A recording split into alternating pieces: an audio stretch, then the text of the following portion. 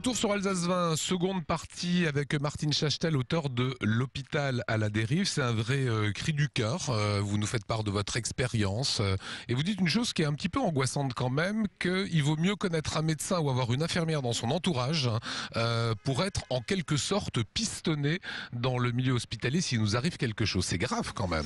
En fait, cette anecdote que je raconte, qui est effectivement une situation qui s'est passée réellement, et aujourd'hui on manque cruellement de lits pour ces patients qui viennent effectivement sur l'hôpital quand ils sont très très fatigués, quand ils ne sont plus quand les médecins n'ont plus la possibilité de les soigner à domicile. En tant que cadre, j'appelle ma collègue cadre du service pour lui demander si elle n'aurait pas un lit. Ben non, elle en a pas, mais elle en aura peut-être un demain. Enfin, et on voit au quotidien comment ça se passe, mais je vous assure que c'est du vécu. Ça, c'est la réalité. C'est la réalité. Combien est payée une infirmière ? 1700 € au départ. Donc elles vont de plus en plus s'inscrire dans les boîtes d'intérim parce que là, elles vont faire leur planning et elles seront un petit peu plus... disons que leurs conditions de travail seront moins catastrophiques qu'aujourd'hui. Parce qu'aujourd'hui, dès qu'il manque une infirmière, on rappelle celle qui est en repos quand même. Il faut savoir qu'on fait ça tous les jours.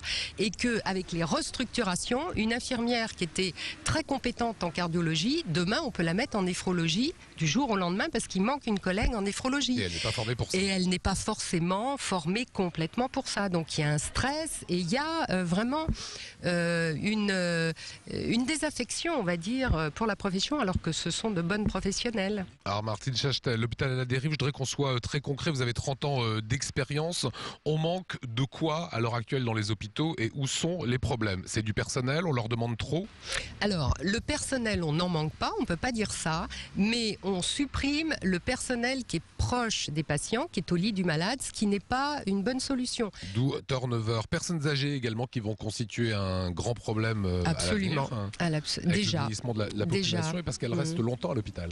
Voilà, c'est tout le problème aussi que nous rencontrons, c'est-à-dire que ce sont elles qui bouchonnent au niveau des urgences, parce qu'on ne sait pas dans quel service les mettre, et parce qu'on n'arrive pas à trouver suffisamment de structures en aval pour l'accueillir. Alors comme vous dénoncez ces choses-là, il y a également une gabegie, vous en parlez. Il est parfois plus rentable de faire revenir un patient 2 fois pour lui faire 2 examens plutôt que de les faire d'un coup. Pour que ce soit encore plus rentable pour l'hôpital, on faisait venir effectivement le malade 2 jours. Donc plutôt ça payait 2 fois. Et ben voilà, et c'était plus rentable pour l'hôpital. Parce que quand on veut qu'une entreprise soit rentable, on va chercher après tous les biais pour la rentabiliser. Et je trouve pas ça très bien. Voilà, toutes les interrogations, les craintes sont dans ce livre signé de Martine Chachtel, L'hôpital à la dérive.